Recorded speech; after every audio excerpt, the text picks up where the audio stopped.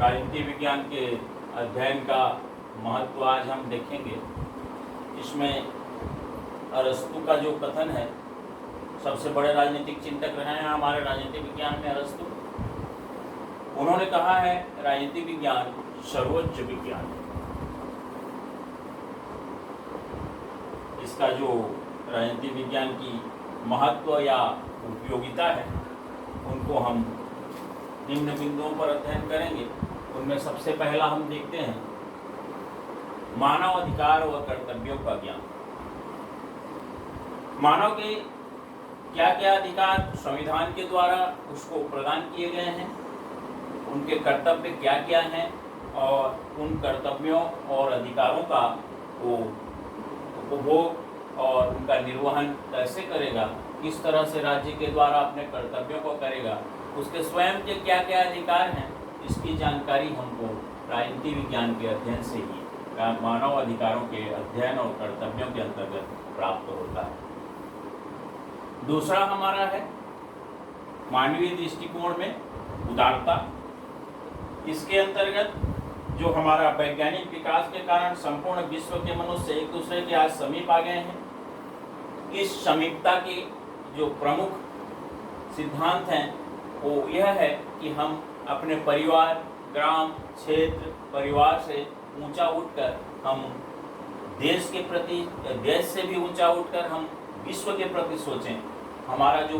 गुण है वो अंतर्राष्ट्रीय शांति के विकास के अंतर्गत हमारा विचार हो और हमारे मन में इस तरह से अंतर्राष्ट्रीयता की समस्याओं का हल, अंतर्राष्ट्रीय समस्याओं की जानकारी के अंतर्गत इसका हम अध्ययन करते हैं या मिलता है। मानवीय गुणों का विकास, मानवीय गुणों के विकास जो हमारे उच्चतर मानवीय मूल्य को भी वृद्धि करते हैं। उसके अंतर्गत हमारा जो मानवीय मूल्य निर्धारित करता है उसमें हम देखते हैं हमारा आदत, हमारी आचरण, हमारी परोपकार की भावना, हमारे लगन की भावना, सहयोग की भावना, एक दूसरे के प्रति सहयोग, सौहार्दपूर्ण व्यवहार, देश के कानूनों और आदेशों का पालन करने की जो भावना है, समर्पण की भावना है, इन सब गुणों का इसमें विकास होता है और इसका अध्ययन हमको राजनीति विज्ञान मानवीय गुणों के विकास के अंतर्गत कराता है। चौथा हमारा राष्ट्रीयता की भावना और चेतना का विकास। देश के प्रति समर्पण की भावना कितनी सीमा तक होनी चाहिए, हमको देश के प्रति कितना अपने कर्तव्य को समर्पित होकर करना चाहिए, किन कारणों से हमारा देश सुरक्षित रहेगा, हमारे देश के प्रति हमारे कर्तव्य बोध हम स्वयं को मिलता है, कर्तव्य बोध के साथ साथ अपने कर्तव्यों का भी हम निर्वहन करते हैं और कर्तव्यों के साथ साथ जो राज्य का जो निर्धारित आदेश हैं, निर्देश हैं, संविधान की जो व्यवस्थाएं हैं उनको पालन करना, साथ ही साथ अपने अधिकारों को सुरक्षित रखना, उसके प्रति अधिकारों के उपयोग के प्रति सजग रहना, इसका हमको ये अध्ययन कराता है, जानकारी देता है। लोकतंत्र की सफलता के लिए ये उपयोगी है। जब तक व्यक्ति राजनीति विज्ञान के अंतर्गत लोकतंत्र में व्यक्ति को क्या क्या अधिकार दिए गए हैं, लोकतंत्र में उसको क्या क्या अधिकार स्वयं उपयोग करने के लिए हैं और उन अधिकारों का वो निष्पक्षता के साथ, बिना भेदभाव के साथ उपयोग करेगा, तभी हमारा जो लोकतंत्र है वो सफल होगा और लोकतंत्र में जो अधिकारों की रक्षा है वो भी सुरक्षित होगा और वो देश में लोकतंत्र की सफलता का उदाहरण बनेगा। राजनीतिक विचारधाराएं क्या क्या हैं, इसका अध्ययन भी हमको राजनीति विज्ञान कराता है। राजनीतिक विचारधाराओं के अंतर्गत हम देखते हैं जो जनमत निर्माण के साधन है, नागरिकों में अच्छे जनमत, जनता को अपने वोट के प्रति उचित प्रयोग, निष्पक्षता के साथ वोट का प्रयोग, सुदृढ़ सरकार का निर्माण और जो राजनीतिक दलों के जो सिद्धांत हैं, उनकी जो भूमिकाएं हैं, आगामी निर्वाचन के लिए सही उम्मीदवारों का निर्वाचन इत्यादि का हमको इस बिंदु के अंतर्गत राजनीतिक विचारधारा के अंतर्गत ज्ञान प्राप्त होता है। क्रांति के कारण हमारे जो स्वतंत्रता प्राप्ति के पूर्व विभिन्न प्रकार के जो क्रांति हुए, लड़ाई हुए, संघर्ष हुए, युद्ध हुए, उनके क्या क्या कारण थे और उनमें हमको क्या क्या क्षति हुआ है, इसके क्या क्या हानियां हैं और क्रांति से हम कैसे दूर रह सकते हैं, इसका भी हमको जानकारी इस बिंदु के अंतर्गत मिलता है। राज्य का हमको ज्ञान होता है। राज्य किसको कहते हैं, राज्य के लिए किन किन बिंदुओं का होना आवश्यक है, राज्य के लिए अलग अलग जो राजनीतिक चिंतक हैं उनके आधार से अलग अलग जनसंख्याओं का भी निर्धारण किया गया है। राज्य के कार्य क्या हैं, व्यक्ति के कर्तव्य राज्य के लिए क्या हैं, राज्य को क्या करना चाहिए, इन सब की जानकारी, और राज्य का स्वरूप कैसा होना चाहिए, आदर्श राज्य हमारा कैसा होना चाहिए, इस सब का ज्ञान हमको इस बिंदु के अंतर्गत राजनीति विज्ञान के अध्ययन से मिलता है। सरकार का गठन कैसे होता है, सरकार का निर्माण, सरकार की भूमिकाएं, सरकार के कार्य, सरकार के जनता के प्रति कर्तव्य क्या हैं और जनता का सरकार के प्रति क्या कर्तव्य है, इसकी जानकारी हमको इस बिंदु के अंतर्गत राजनीति विज्ञान में मिलता है। 10वां हम देखेंगे राजनीति विज्ञान में जो उसका महत्व है, संविधान की जानकारी। संविधान, हमारे देश का संविधान कैसे निर्मित हुआ है, संविधान के निर्माण में जो निर्माणकर्ताओं के द्वारा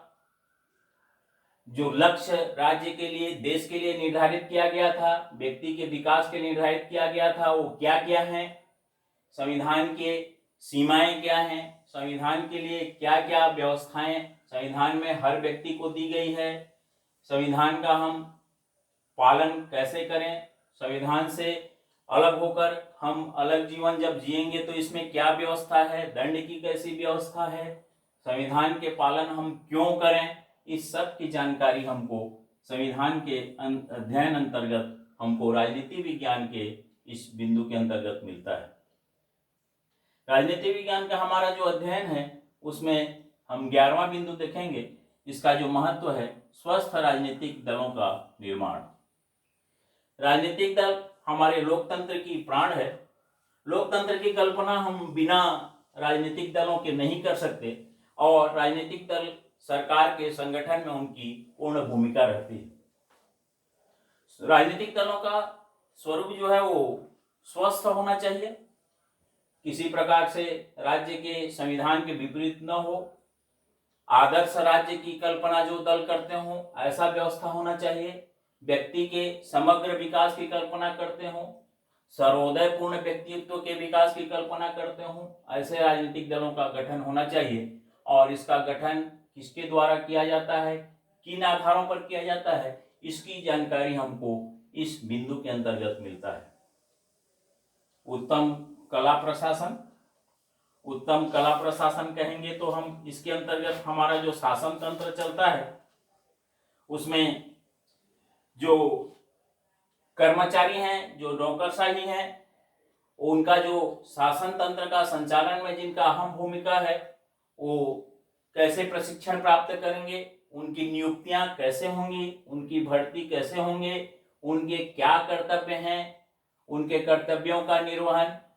लगन पूर्वक ईमानदारी से नहीं किए जाने से उसके प्रति दंड की क्या व्यवस्था है, इस सब की जानकारी हमको उत्तम कला प्रदर्शन के अंतर्गत मिलता है। अंतर्राष्ट्रीय राजनीति और जो अंतर्राष्ट्रीय कानून है उसका भी हमको राजनीति विज्ञान का अध्ययन बोध कराता है। विश्व स्तर के जो भी कानून है, नियम है, अंतर्राष्ट्रीय कानून के अंतर्गत, अंतर्राष्ट्रीय राजनीतिक व्यवस्थाओं के अंतर्गत विभिन्न राष्ट्रों की जो राजनीतिक व्यवस्थाएं हैं वहाँ के जो कानून है उसकी जानकारी हमको देता है। वहाँ के जो कानून है, विश्व के अन्य देशों में क्या क्या कानून है, वहाँ पे कानून के संचालन का क्या क्या व्यवस्था है, व्यक्ति को क्या क्या अधिकार वहाँ प्रदान किए गए हैं, हमारे देश में क्या क्या अधिकार प्रदान किए गए हैं, इन सब का तुलनात्मक अध्ययन भी यह व्यवस्था या इस विषय के अंतर्गत हमको मिलता है। विश्व में कार्यरत हमारा जो अंतर्राष्ट्रीय संगठन है और जो विभिन्न प्रकार के राष्ट्रीय अंतर्राष्ट्रीय आंदोलन हैं, इनकी जानकारी हमको मिलती है। इसके अंतर्गत जो अंतर्राष्ट्रीय संगठन हमारा जैसे यूएनओ है, यूनेस्को है और विभिन्न प्रकार के अंतर्राष्ट्रीय संगठनों में हमारे जो युद्धों से बचने के लिए जो अलग अलग संगठन युद्धों से सुरक्षा के लिए, शांति व्यवस्था के लिए, गुट निरपेक्ष आंदोलन, पंचशील आंदोलन, रंगभेद नीति विरोधी, पश्चिमी अफ्रीकी जनसंगठन, राष्ट्रमंडल गठन, इन सब का अध्ययन और जानकारी हमको राजनीति विज्ञान के अध्ययन से प्राप्त होता है। साथ ही साथ अंतरराष्ट्रीय शांति, विश्व बंधुत्व की भावना का इस विषय के अध्ययन से हमको ज्ञान मिलता है। वसुधैव कुटुंबकम, वसुधैव कुटुंबकम का जो सिद्धांत है, विश्व एक कुटुंब है, एक परिवार है और विश्व में शांति की स्थापना हो, विश्व के कहीं पर भी किसी प्रकार की अशांति न फैले, विश्व में एक दूसरे राष्ट्र के प्रति परस्पर सहयोग की भावना, सहिष्णुता की भावना कैसे उत्तरोत्तर वृद्धि हो, इस सब का अध्ययन और जानकारी हमको राजनीति विज्ञान के अध्ययन से प्राप्त होता है।